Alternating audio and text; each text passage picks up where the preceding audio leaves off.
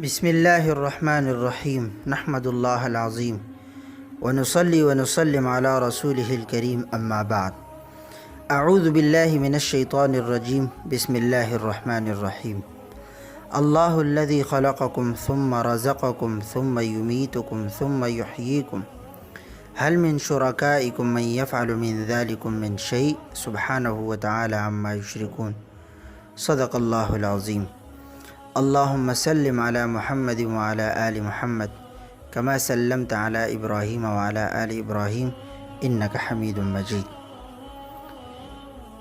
میرے معزز و مکرم محترم مسلمان بھائیوں، دوستوں اور بزرگوں اور امت مسلمہ کی مقدس ماؤں اور بہنوں، یہ جس آیت کی تلاوت میں نے آپ احباب کے سامنے کی ہے، اس آیت میں اللہ رب العالمین نے ایمانیات کے سلسلے میں ایک اہم پہلو کی طرف اشارہ فرمایا ہے، اور اللہ رب العالمین نے فرمایا اللہ الذی خلقکم ثم رزقکم، وہ اللہ جس نے تم کو پیدا کیا، ثم رزقکم، پھر تم کو رزق دیا، ثم یمیتکم، پھر تم کو موت دے گا، ثم یحییکم، پھر تم کو زندہ فرمائے گا، هل من شرکائکم من یفعل من ذلک من شیء،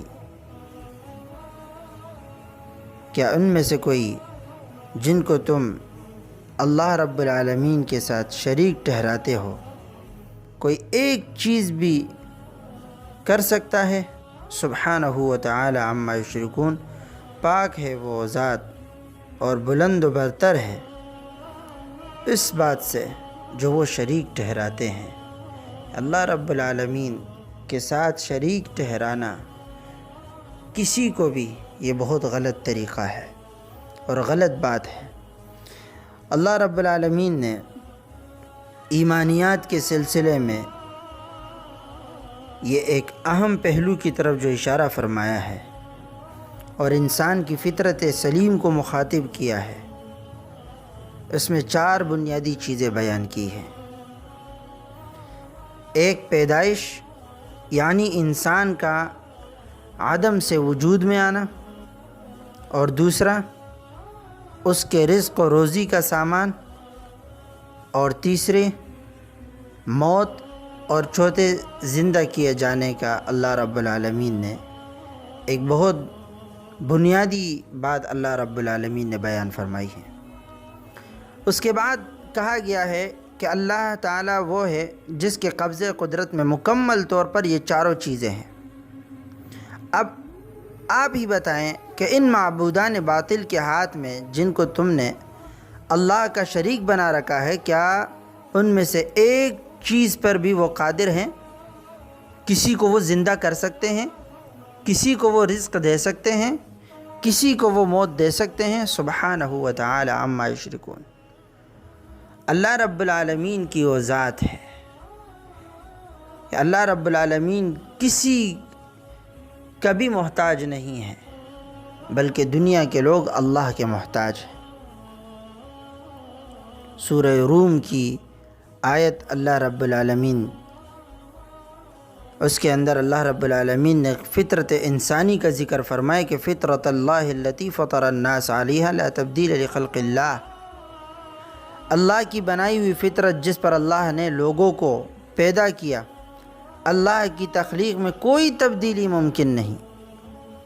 اس میں اس بات کی طرف اشارہ کیا گیا ہے کہ انسان کی فطرت ایک ہے اور صحیح و سلیم ہے، اس کے اندر حق کی قبولیت کا مادہ ہے، اللہ کے لیے عجز و نیاز اور بندگی اس کے خمیر میں شامل ہے۔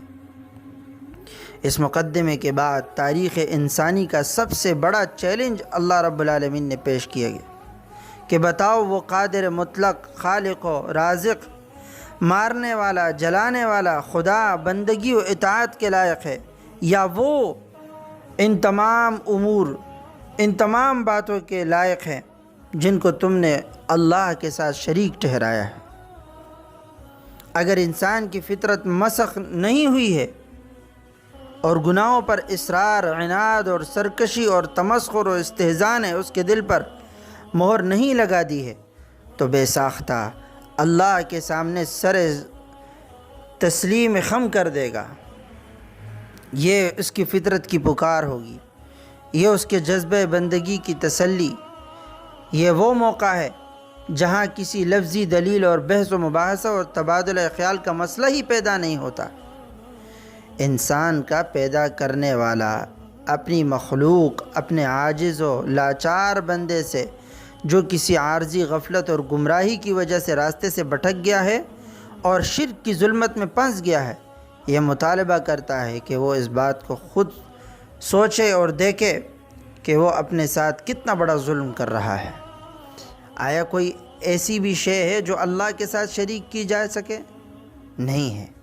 تو فطرت کی یہ سلامتی دراصل وہ عہد ہے جو تخلیق انسانیت کے وقت تمام انبیاء کرام کی موجودگی میں کیا گیا تھا۔ اللہ رب العالمین نے فرمایا تھا الست بربکم، کیا میں تمہارا رب نہیں ہوں؟ تو قالوا بلا، سب نے کہا جی ہاں، کیوں نہیں۔ یہ فطرت دنیا کے ہر انسان میں ہے، اور اس کی تشریح حدیث شریف میں اس طرح آئی ہے کہ کل مولود یولد علی الفطرہ، ہر پیدا ہونے والا فطرت پر پیدا ہوتا ہے۔ فَأَبَوَاهُ يُهَوِّدَانِهِ أَوْ يُنَصِّرَانِهِ أَوْ يُمَجِّسَانِهِ، پھر اس کے بعد اس کے ماں باپ اس کو یہودی بنا دیتے ہیں، نصرانی ہے تو نصرانی بنا دیتے ہیں، مجوسی ہے تو مجوسی بنا دیتے ہیں۔ یہ سب والدین کی تعلیم و تربیت اور ماحول کے اثرات و اتباع کے نتیجے میں ہوتا ہے۔ تو ان آیات میں جن باتوں کی طرف اشارہ کیا گیا ہے وہ ایسی کھلی ہوئی ہے کہ جاہل سے جاہل آدمی اور کم سے کم عقل رکھنے والا بھی ان کو محسوس کرتا ہے اور سمجھتا ہے۔ تو میرے عزیزو، اللہ کے ساتھ کسی کو بھی شریک نہ ٹھہرائیں، عقیدہ توحید اتنا مضبوط رکھیں کہ آپ کی زندگی میں کبھی بھی کوئی ایسا لمحہ نہ آئے کہ آپ اللہ کے ساتھ کسی کو شریک ٹھہرائیں۔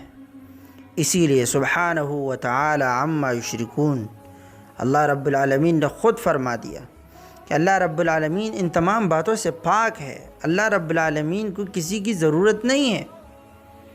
یہ لوگ اللہ کے محتاج ہیں، جتنے بھی دنیا میں سانس لینے والے انسان ہیں سارے کے سارے اللہ کے محتاج ہیں، اللہ کسی کا محتاج نہیں ہے۔ تو اللہ رب العالمین ہمیں شرک سے محفوظ فرمائے اور ہر ایک مسلمان کو شرک جیسے عظیم الشان گناہ سے اللہ ہر ایک مسلمان کی حفاظت فرمائے۔ سبحانک اللہم و